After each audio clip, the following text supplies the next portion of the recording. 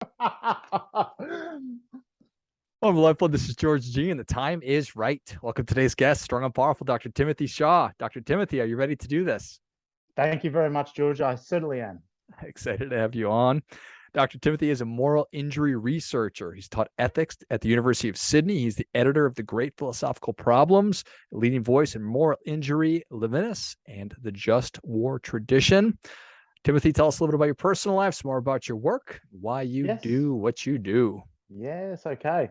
I started this project a long time ago at university when I was looking into the just war tradition, and I found that extraordinarily interesting to understand how over the period uh, of Christian thinking about when to wage war and how to kill, or how to um, what causes to fight for and how to fight for them, how that has evolved through time. Um, that was my first snapshot into thinking that there is certainly a psychological sense for killing in war, or for war in general, which abstracted over time certainly starts to deliver some evolved understandings of morality, and can deliver a definition of moral injury. Nice. So that's this is not the People magazine of research. This is heavy stuff. We're trying to get there. Okay. And you've been tasked with redefining Well, morality, moral injury. not yes.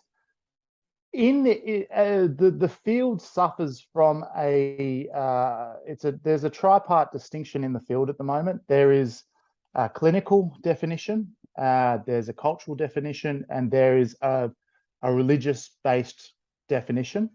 Now, they don't have the same moral lexicon or the same language to talk between each other. What the think tank that I'm involved with is tasked with is creating a definition, a philosophical based definition that can provide such a lexicon, or provide a way in which to talk about, or for the various ideas to talk to each other. Um, yeah. Nice. Okay.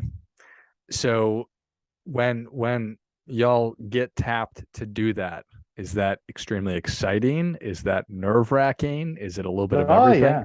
No, it's very exciting because it's something that I've been thinking about now for over a decade, and it's to try and find a definition, or not even a definition, because I wouldn't presume to propose a definition. I haven't had the opportunity to serve my country. I haven't had the opportunity to go to war, and to look at really where you can find these definitions was quite exciting.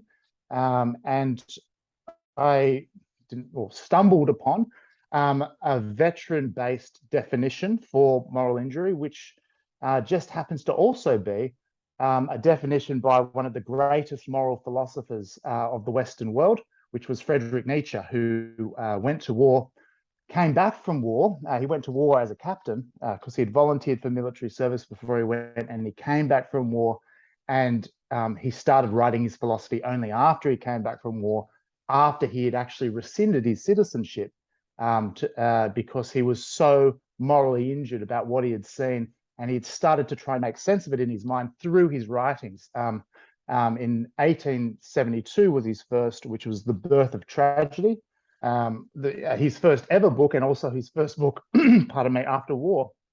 And that was followed by a 10-year period where he worked towards the joyous wisdom. So a period of birth of tragedy to joyous wisdom. And on the end of that 10-year period, that's when he wrote this work is very important to enunciate for the understandings of moral injury, which was Thus Spake Zarathustra, which is his masterwork, and which he wrapped up these understandings in some metaphorical ideas that has been fascinating to unravel. Yeah, Mm. yeah. I can only imagine. All right, so you are doing your best to take into consideration the wisdom of thinkers like Nietzsche. Yes. You're being mindful of the experience of recent veterans and wanting to keep an eye on the future and everything else. What does the actual work look like? How do you go about this? Well, there is so the work of I have got a trace work sort of well, pardon me. The first bit of work is hard work. It's looking at how we can understand the consequences of the Holocaust, and really to understand those consequences are very important because those ideas must be um, respected in any understanding of what moral injury is today. And getting an idea of them was very difficult.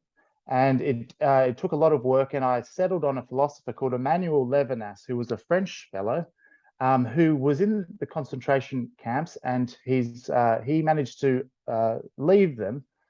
And much like Nietzsche, who never wrote about his experience in war, Levinas really never wrote about his experience in the concentration camp, but rather applied that experience to a philosophy.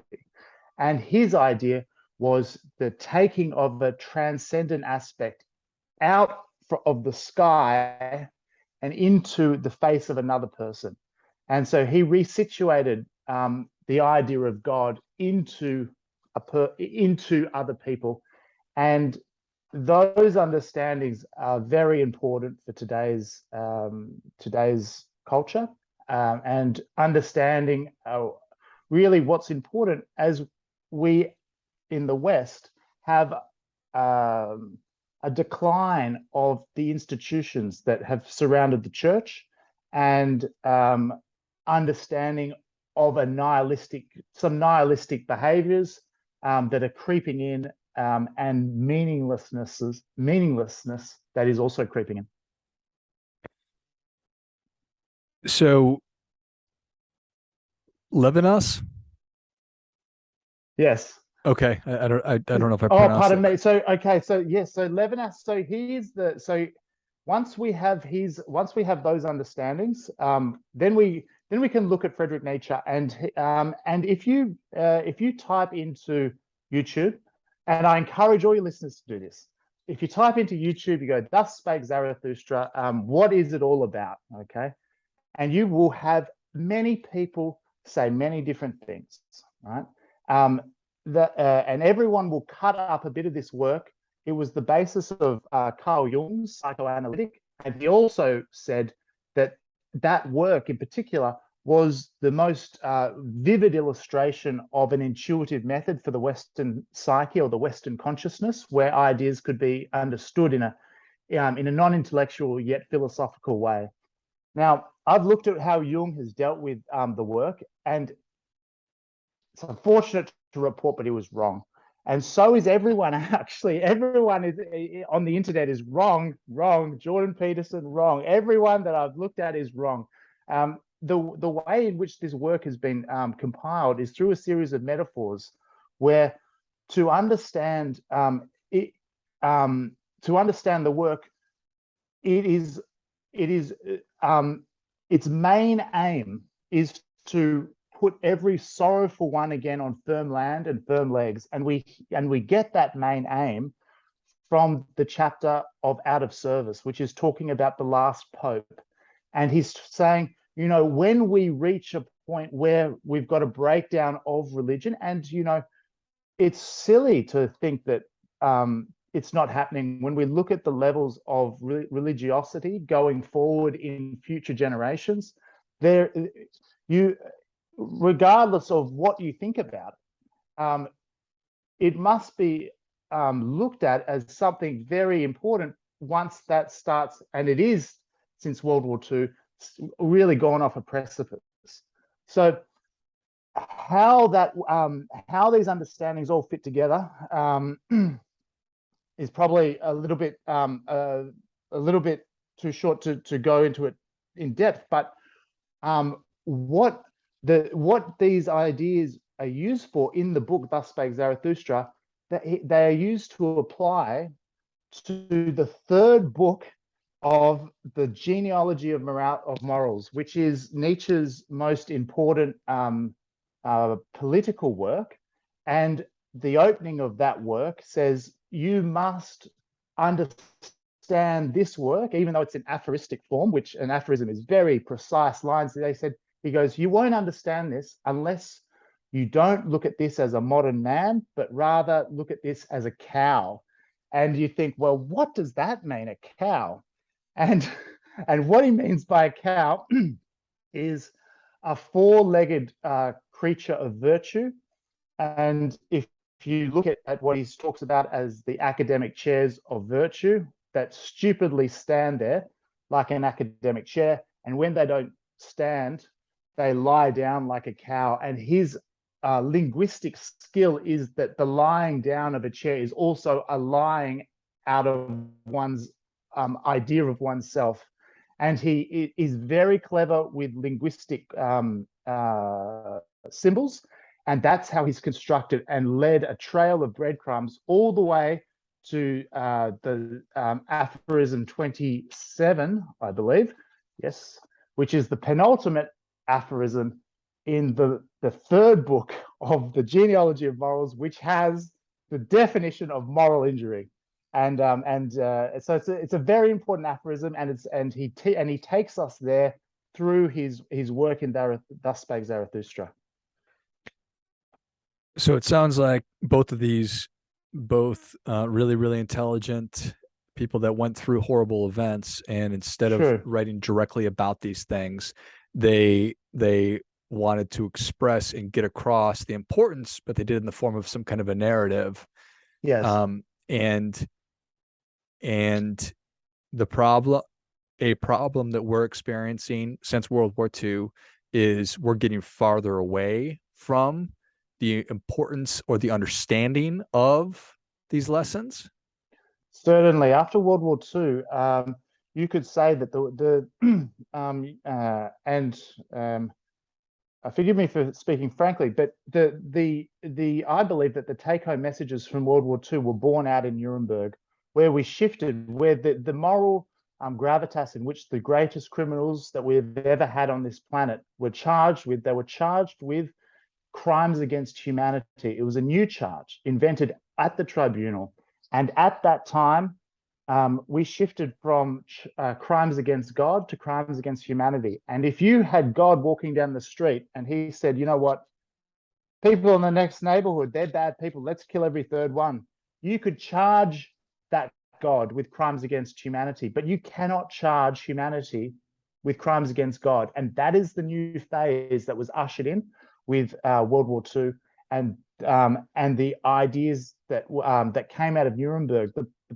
Obviously, the problem is that these fabulous, enlightened ideas have not been adhered to, and the non-adherence to these principles has created some terrible problems for example, in America. I recently heard that we're 20 years past September 11th, a terribly tragic event, and they said there will be 20 more years until the court cases are resolved, and so 40 years, and that's because of the black sites, the torture, the not being able to really nail down some principles. And if you delay meaning for 40 years and you have no meaning for that event for 40 years, then the gravitas or the onus for understanding that event, well, where does it fall? At the moment, it's fallen on firefighters, and they are the greatest heroes from that time, and so they should be. But that hero, but the rates of suicide in firemen, right? I've been a surf lifesaver, and everyone said, "You're so brave, good on you, you know, saving people's lives." And you think, who are these people? You know, telling me this is a job that this is what I like to do. The unrealistic expectations that are put upon people to carry a burden of meaning are things that are certainly lost. It's just one of the protuberances of not adhering to some very basic principles of which were of America's own making. Thank God, thank God, as in thank humanity, because it was Britain that said, "Let's execute them," and it was America that said, "Hang on a second, no, let's charge them, and let's charge them with something, and let's make a new precedent." So one of the things that, if I'm understanding you correctly, is that we are we had these principles. We had a understood and working knowledge of what moral injury really was, and we could lean on that and use it to interpret whether or not behaviors were just or unjust. Yeah, well, I think that for moral injury to certainly start to take hold, uh, justice. So the moral injury, for if we go back to Nietzsche, he came back from war, and his first work for moral injury was introspection. It was an attempt at self-criticism. Now, that is the first idea that springs. That is the first thing that should occur. It doesn't matter if he went to war as a medic, and he couldn't save enough people, and he still came back and was self-critical, right? He couldn't use the buttresses of state, couldn't use the buttresses of religion, because he was just so shocked about everything. So he did something else. If you look back at the end of the Second World War, you have America introducing an idea of crimes against humanity at the same time of dropping bombs that are only on civilian populations, that can only be a crime against humanity, nuclear weapons. And if that was not censured, or the understandings that that was wrong was never explicitly made, to the point that over the bathtub in the Pacific, where Australia presided over the Tokyo trials were organized by Americans, the Americas. They had the same charges that could be leveled at the Japanese. Now, the Japanese did some terrible things, right? Crimes against humanity was not leveled at them. And that is because they couldn't, because America wouldn't put their hand up and say, you know what, these bombs, let's be honest, luckily they were used at the very end of total war. So the precedent is that they only are used at the end of a total war between major nations.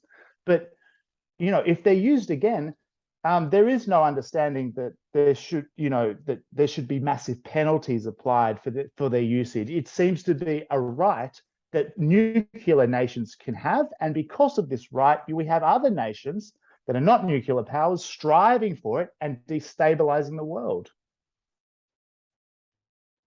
That makes sense. That makes sense. So, in a perfect world, or a more perfect world, we would have agreed upon standards, and we could then hold everyone accountable to those standards, regardless of their standing or their military strength. Well, it's in aphorism 27, the aphorism that the moral injury definition is from: the lawgiver himself is always ultimately exposed to the cry, submit to the law you have yourself made. And that is something that it takes on a very poignant resonance with moral injury. Yeah. Well, I think that is